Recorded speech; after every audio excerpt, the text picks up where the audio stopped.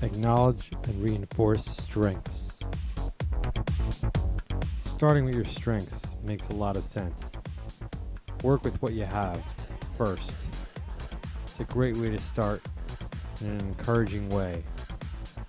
In the Escalator second floor, you'll use your change initiative to determine your areas of strength, whether it be insight,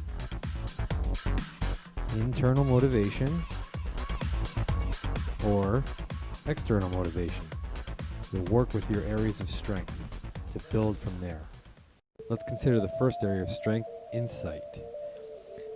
You're going to learn that insight is the capacity for understanding one's own or another's thoughts, feelings, motives, and problems.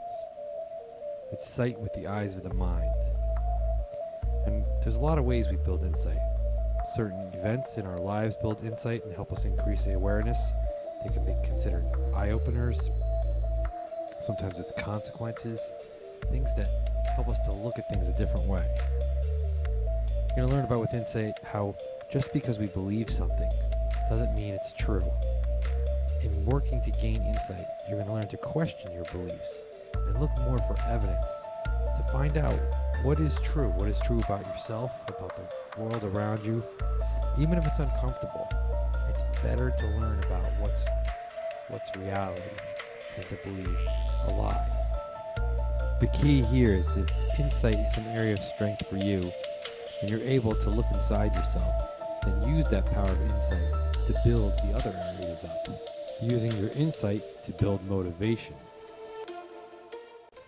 The next factor, an area of strength, would be internal motivation. And that's that drive that comes from within.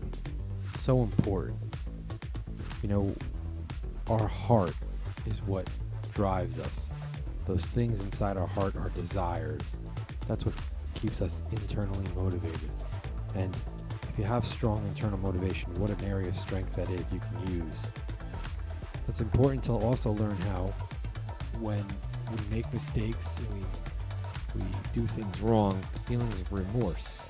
How if we can build hope that we can change mistakes we've made and we can try to adapt to make things better, use those feelings of remorse to build hope, we can build internal motivation that way. So it's important, if that's an area of strength, to harness your internal motivation, because what a powerful motivator that is. What a powerful source of strength that is. And last but not least, the final area of strength to consider is external motivation. And most people know that in the world of substance abuse, sometimes that's all there is. Sometimes that's the only starting point. It's that push from outside, whether it's through supports or coercion, maybe it's the legal system. But if something's pushing us towards changing, sometimes that's this area of strength to start with, to build from there. Sometimes that's the only reason why people are even trying. So if that's what the starting point is, then work with it.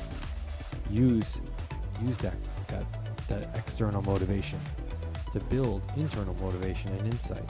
For example, let's say the only reason you're trying to stop using drugs is because you're on probation or because your wife is going to throw you out of the house. You know what? That's as good as a point to start as any. Use that to start with, and then you can build from there. All of this might seem like a challenge at first, and it's true, it is. Work is involved. But for building all these areas of strength, you're going to see that the Escalator approach provides activities to get you thinking, to get you planning, to help you build your areas of strength and work from there.